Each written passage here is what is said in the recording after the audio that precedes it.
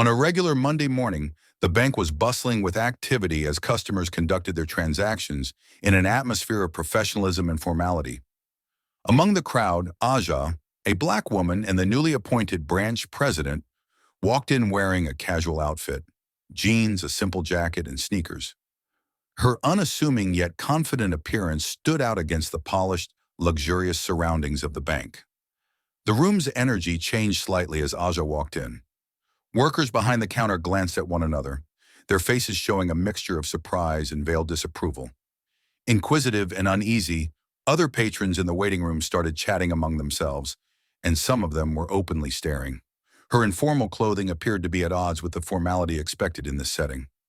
Aja maintained her composure in the face of mounting strain. Even though she could obviously hear the murmuring surrounding her, she seemed unfazed.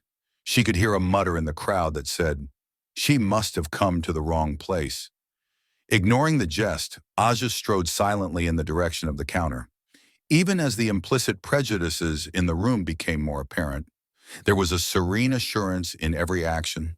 Aja was greeted at the counter by Amanda, a teller, whose face instantly conveyed annoyance and contempt. With a slight sarcastic grin, Amanda leaned forward, observing Aja's casual clothing and speculating about her. "Pardon me," she began cynically. "Are you here to take out a loan?" "Unfortunately, the bank has ran out of money today." Her remarks were tinged with hardly concealed disdain, and when she looked over Aja's shoulder at her coworkers, some of them gave a small laugh, obviously amused by the comment. Aja said nothing, her composure unflinching. Amanda's tone sharpened as she proceeded, emboldened by Aja's lack of response. "Perhaps you should wait outside," she added in a mockingly courteous manner. "And if there's time at all, we'll call you if we have time to meet you." Other staff members were smirking and glancing at her, their amusement hardly contained. It seemed as though Aja had been deprived of the respect and decency that each and every client was entitled to based solely on her appearance. Despite the obvious mockery, Aja refrained from reacting angrily. Rather, she watched in silence, her eyes narrowing, not out of outrage but with a touch of determination. Amanda persisted, interpreting her quiet as a sign of surrender. "I assume you're here to apply for a benefit of some sort. Otherwise, you might be at the incorrect spot." Her condescending remarks caused more of her peers to stifle their laughter. To them, Aja was an object of interest and amusement, rather than a person deserving of respect. Aja, still composed, said at last in a forceful but steady voice, "I'm not here to borrow money." Even though her remark was straightforward, it briefly stopped the room as Amanda and the others stared at her in astonishment and amazement, unable to understand Aja's serene assurance. Amanda's face became stern. "I'll have to call security if you don't leave," she added, slightly increasing her voice. The room grew more tense, but Aja's determination did not waver. She looked Amanda in the eye and said, "I'd like to speak to the branch manager," without becoming irate or raising her voice. Her cool, collected statements suggested a power the staff didn't acknowledge. Aja remained calm in spite of Amanda's abrasive tone and repeated threats to summon security. Her face was composed, her eyes unwavering, and she didn't look angry or frustrated. Rather than responding to the teller's impolite actions, Aja said calmly, I'd like to see the branch manager." Amanda was somewhat taken aback by her composed plea. The staff's contemptuous presumptions about Aja stood in stark contrast to the assurance in her voice. Amanda swiftly covered up her surprise, though, by lifting an eyebrow and grinning sarcastically in response. "Do you have an appointment?" "Our manager is extremely busy and not available for meetings at any time." Other workers around them looked at each other with amusement, continuing to brush Aja aside as irrelevant.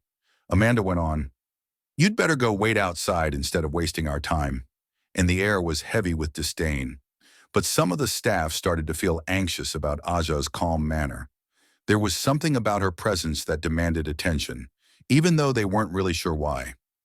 "I'll wait, but when I come back tomorrow, you will understand who I am," Aja said calmly, meeting Amanda's gaze. She spoke with a gentle authority that momentarily silenced Amanda.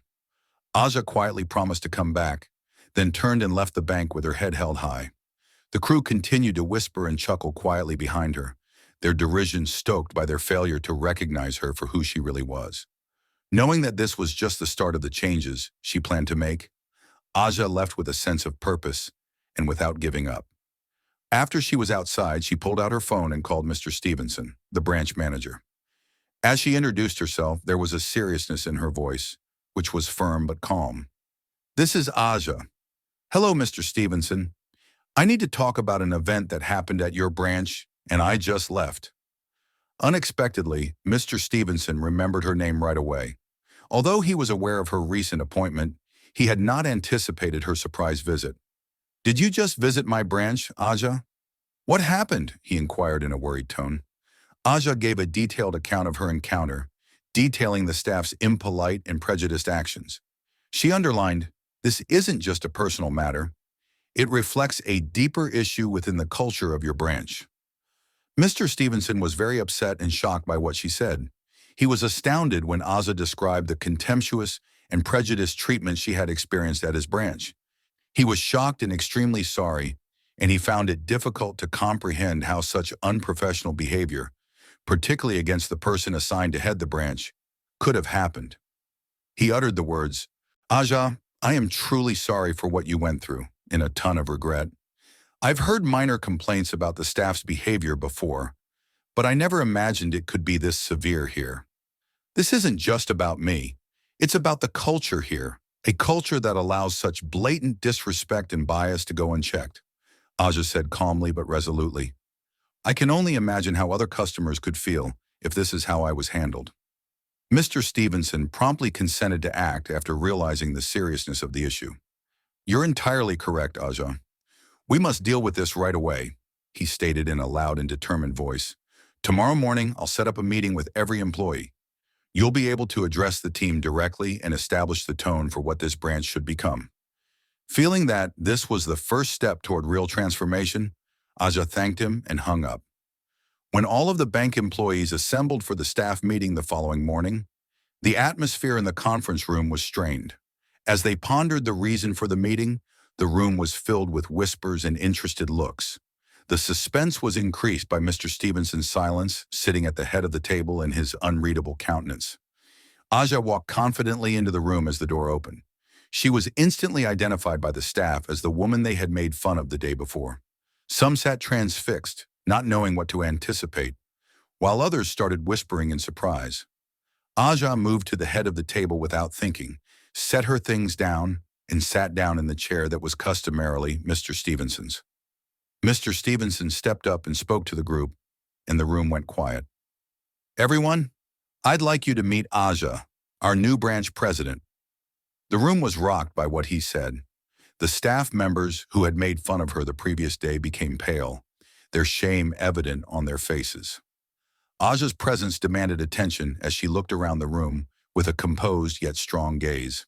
She had picked this time to demonstrate her leadership and indicate that change was imminent rather than to seek retribution. With a composed yet commanding tone, Aja opened her speech by looking around the room at the staff members who were now seated in uncomfortable silence. "Yesterday, I walked into this bank as a regular customer," she said. "I didn't have on a suit or any other important attire. Not only was what I went through disappointing, but it also reflected the ethos of this branch." Several employees bowed their heads, their former confidence now replaced by humiliation, as her words lingered in the air, weighted with significance. Aja went on, "I was judged, ridiculed, and thrown out, not as a valued client, but as someone who didn't deserve any respect.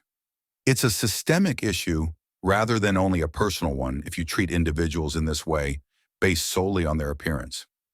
Aja's tone remained calm and sympathetic, despite the seriousness of what she was saying. "I have no intention of punishing anyone. I'm here to give you a chance to transform how you view and interact with people, to create an environment where each client and worker feels appreciated and cherished." She looked around the room to make sure everyone heard what she had to say. "This branch could be improved, but it begins with you. Today marks the beginning of change, and I anticipate that we will all be able to meet the challenge." As Aja moved from discussing the past to laying out her plans for the future, her tone became more strong. She started by saying, "From now on, everyone who enters this bank, whether they are a client, a coworker, or someone else, will be treated with dignity, equity, and professionalism. Exceptions will not be made. Her gaze went steadily around the room as she waited to allow her words to fully register. This is not the place for discrimination, judgment, or dismissive behavior based on someone's history, gender, ethnicity, or appearance. This is about creating a culture where everyone feels safe and appreciated, not just about being kind. Aja's voice became more abrasive as she issued a firm warning. I apologize, but this is no longer the place for anyone who believes they cannot live up to these standards. Change is required. It is not an option. The way we treat one another and our clients is the first step towards making this branch a model of excellence. There was silence in the room as her words hung heavy. We are not just a bank, we are a community, Aja in her final statement. We need to behave as a unit. We can all be proud of this place if we work together.